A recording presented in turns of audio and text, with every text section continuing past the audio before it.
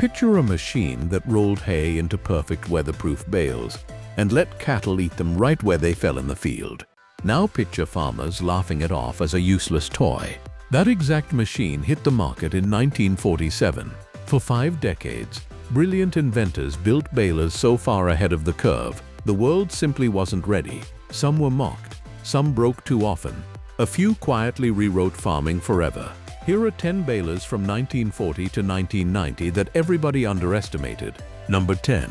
New Holland's automatic pickup baler. Our list starts at the exact moment everything changed. Before 1940, balers existed, but they were a frustrating compromise. Stationary balers had been put on wheels so they could be towed to the hay instead of hauling the hay to them. But they still needed a crew, typically 3 or 4 people, 1 to drive, 1 to feed hay into the chamber by hand, and 1 or 2 to tie each bale. Then, in 1940, the New Holland Machine Company began marketing an automatic pickup baler based on a design by farmer inventor Ed Nolt, and the entire economics of haymaking flipped overnight.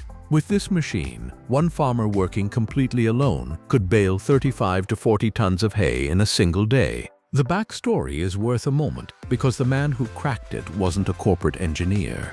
Ed Nolt was a Pennsylvania farmer who had bought an earlier self-tying baler that simply didn't work. Instead of giving up, he tore into it, salvaged the bale chamber, and over the winter built his own machine from scavenged parts, borrowing knotters from a grain binder and other bits from whatever he could find until it would tie several hundred bales in a row. He'd essentially built the world's first commercially successful automatic field pickup, self-tying baler in a small shop, and New Holland bought the design that would change haymaking on every continent. Let that production number sink in. A job that had demanded a whole crew was now a one-person operation, and output exploded. New Holland followed with the Model 73 in 1941, then built wartime models like the 75 in tiny numbers, just 632 in 1943, and around 2000 in 1944, which makes those survivors incredibly rare today. Why does a machine that succeeded count as ahead of its time? Because the automatic field baler was an idea the industry had chased and failed at for years. Everyone accepted that baling took a crew. New Holland's machine didn't just improve the process, it made the old way of life obsolete in a single season and proved a single person could put up a whole field of hay alone. Competitors had no choice but to scramble after it. Number 9. The John Deere 1/16 wire tie baler. When a giant like John Deere finally moves, you know an idea has won. After New Holland proved the automatic baler, the race was on. And in 1946, John Deere introduced its automatic wire-tying baler, the 116W. The 116W produced 16 by 18-inch bales, and it was joined by a smaller sibling, the 114W, that made 13 by 18-inch bales weighing between 50 and 70 pounds each. Both were wire-tie machines, and both had an unusual layout. That's the key to why they belong here. The bale chamber sat crossways, so the finished bales came out the side rather than the back. Right after World War II, in strong John Deere regions, these were the most popular balers around. They had quirks. Operators found them a bit clumsy to transport or to pull a wagon behind. And the early open drum pickup didn't handle short material as well as the later guarded version. But they worked, they tied reliably, and they put automatic baling into the hands of a massive customer base.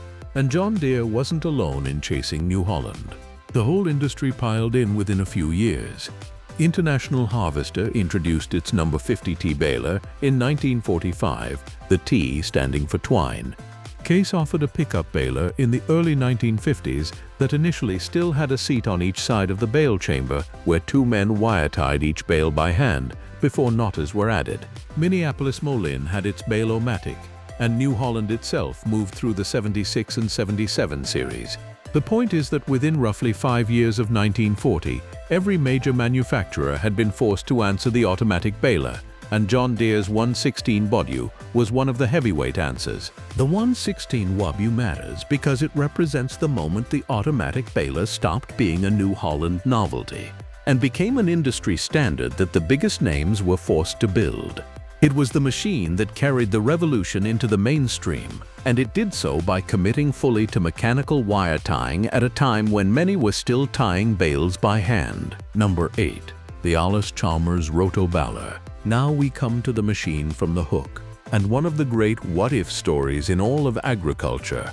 In 1947, after years of testing, Allis-Chalmers launched the Roto-Baler, building 3,000 units in its very first year at the company's LaPorte works. It made small round bales, and the sales pitch was genuinely visionary.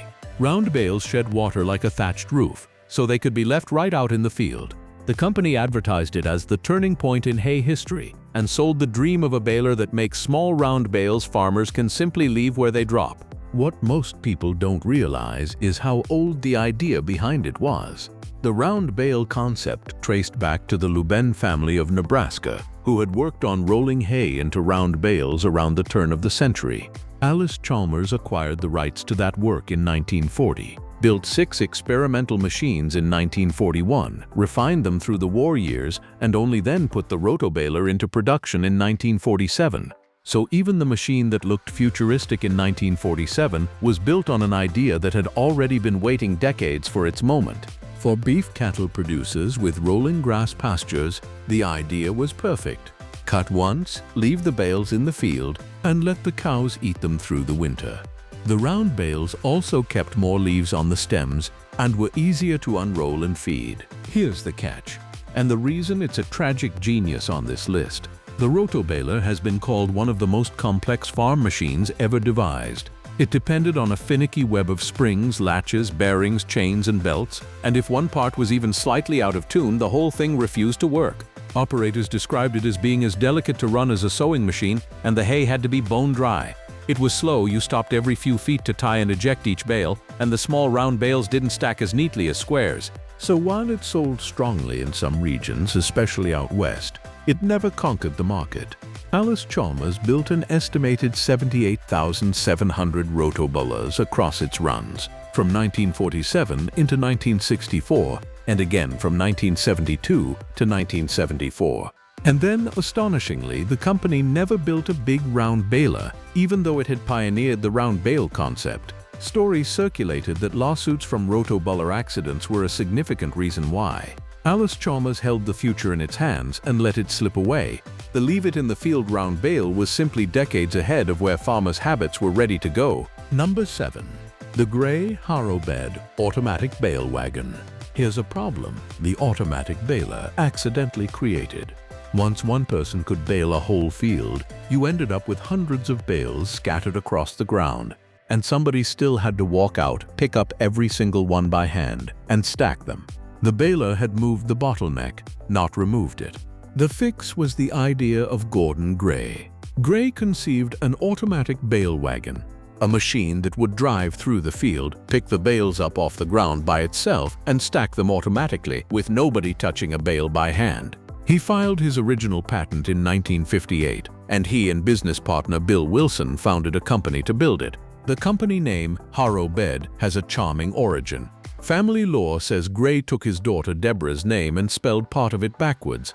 The Harrow Bed Company was established in Fowler, California in 1956, and the automatic bale wagon was such a major innovation in handling hay that New Holland bought the operation in 1962. At one point, it was the largest employer in Fresno County. The self-propelled models, like the 1045 from around 1964, could roll through a field gathering and building entire stacks of bales on their own. Think about the choreography this required. The machine had to find each bale, lift it without a human touching it, rotate and arrange it, and then assemble a stable stack that wouldn't topple, all while moving across uneven ground. That's a genuinely hard mechanical problem, and Gray solved it well enough that the design spawned a whole family of New Holland bale wagons, pull-type and self-propelled, that ran for decades. The model lineage stretches across numbers like the 1010, 1030, 1045, and beyond, and restored examples are prized by collectors today. The bale wagon earns its spot because it solved the half of the haymaking problem everyone had forgotten about. Automating the baling was famous. Automating the back-breaking pickup and stacking was the quiet, brilliant follow-through. And it's a lineage that runs straight to New Holland's self-propelled bale wagons still sold today. Number 6. The John Deere 14T Twine T Baler. Sometimes ahead of its time doesn't mean the flashiest machine. It means the one that got the formula so right it basically never needed to change. The John Deere 14T is that machine. Production of the 14T began in 1954, and it was the very first twine tie baler John Deere ever built, a deliberate move away from the wire tie 116W that was still in production. This was a small family-size baler with what the company called custom capacity, and it nailed the layout that small square balers still use today, a conventional inline design that fed from the side and packed a clean, well-shaped bale. What makes the 14T remarkable is its sheer staying power. These balers were built tough, and farmers are still running them today, 70 years later. You'll find owners who pull a dusty 14T out of a barn after sitting 20 years, grease it up, and put up hay with it the same season. It's not the fastest baler. Push too much hay through it and you'll shear a pin, but operators consistently praise the quality of the bale it spits out. The 14T belongs on this list because it represents the moment the small square baler reached its mature, near-final form. John Deere got the fundamentals so right in 1954 that the design outlived entire farming eras. Being ahead of your time can simply mean building something so correct it refuses to become obsolete. Number 5. The New Holland self-propelled 1281 baler. By the mid-1960s, hay operations out west were getting enormous, and pulling a baler behind a tractor with a separate driver was starting to feel like a limitation. The answer was radical. Put the engine, the cab, and the baler all on one self-propelled machine. New Holland built the self-propelled Model 1281 starting in 1965, in direct response to those expanding large hay operations. It was a low-production specialist. The company built only about 430 of them over 3 years, which tells you it was aimed at a niche the rest of the market hadn't caught up to yet. And the feature list reads like a preview of balers decades later. The 1281 had a super sweep pickup that raised and lowered hydraulically, an automatic bale tensioning system with top-mounted knotters, and a quarter-turn bale chute designed to set bales up for collection by a bale wagon.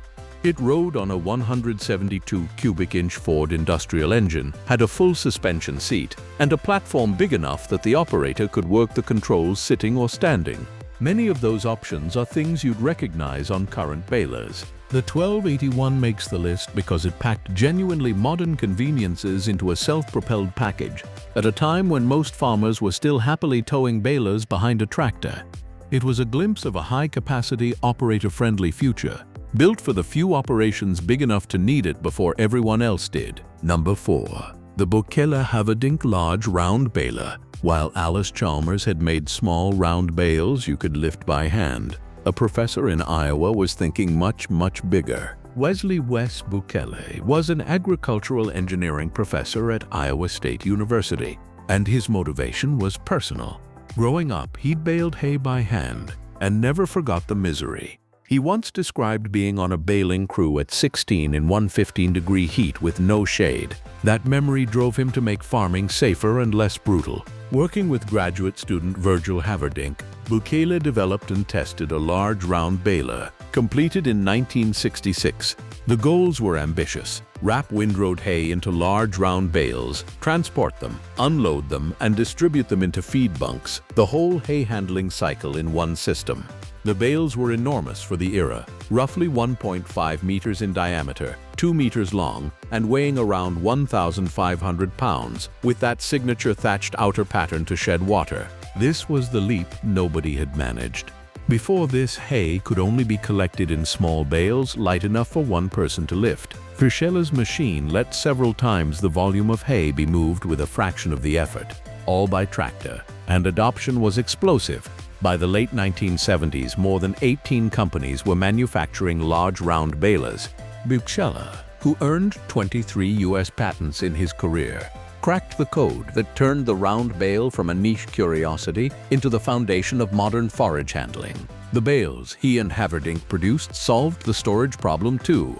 That thatched, water-shedding surface meant a big round bale could sit outside through rain and still protect the hay locked inside. Other inventors were circling the same idea around the same time. An Australian ground-rolling baler appeared in 1969, and the Hawk-built company of Vinton, Iowa contacted Buchela about his design and began manufacturing large round balers around 1970.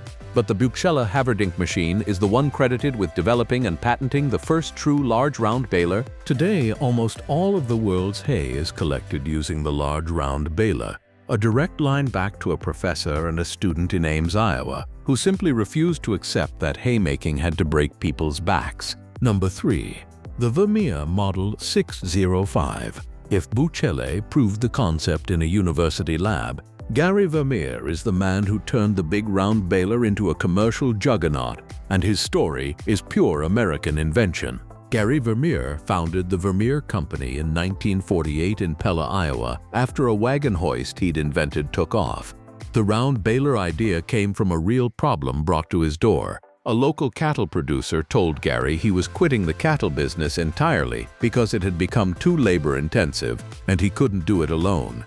Gary decided what farming needed was a true one-person hay system. He chalked the design out right on the Vermeer factory floor with engineer Arnie Math, and they had a prototype field ready in just 45 days. It didn't work at first. They couldn't get the bale to start rolling, but they solved it. And in 1971, Gary introduced what the industry came to call simply the big round baler. The Vermeer Model 605, which went to market in 1972, is widely credited as the first modern round baler, using belts to compact hay into the cylindrical shape we still see today. The leap in scale was staggering. The 605 could make bales nearly 10 times bigger than competing balers, and it turned a job that traditionally took multiple people into a one-person operation. As Vermeer's own leadership later put it, the machine forever changed the landscape of hay and cattle farms around the world, spawning whole new industries of hay rings, new barn styles, and tractor attachments built around the round bale. The 605 wasn't ahead of its time by being ignored. It was ahead of its time in that it defined a future everyone then chased.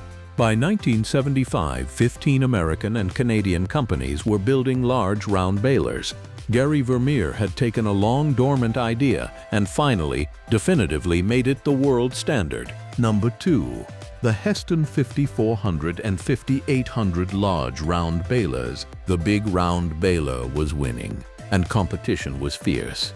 The company that would ultimately become the most legendary name in commercial baling made its round baler statement in 1976. In that year, Hesston introduced its 5400 and 5800 large round balers, machines explicitly designed to turn hay production into a one-man operation. By the mid-1970s, this was the central battleground of haymaking. Who could let a single operator put up the most high-quality hay with the least labor? What makes Hesston's entry significant isn't just the balers themselves. It's the engineering culture behind them that was about to change everything. Hesston had built its reputation since 1947 on solving harvesting inefficiencies with farmer-focused design, famous for self-propelled windrowers, mowers, and rakes. The 1976 round balers proved Hesston could compete head-on in the round bale era that Buchela and Vermeer had opened. But here's why they're the number 2 stepping stone rather than the finale. They pointed Hesston's engineers straight at the problem that would produce their masterpiece. Round bales were great, but they rolled, they didn't stack tightly, and they were awkward to load efficiently for long-distance transport. Having mastered the one-man round baler in 1976, Hesston's team turned to the question nobody else had cracked, and that question leads us directly to number 1. Number 1. The Hesston 4800 large square baler. For our number 1, we go to the machine that solved the one problem the round bale couldn't, and did it with such foresight that nearly 50 patents poured out of a single design. By the late 1970s, with labor scarce and fuel prices climbing, farmers needed a way to move enormous quantities of dense hay efficiently.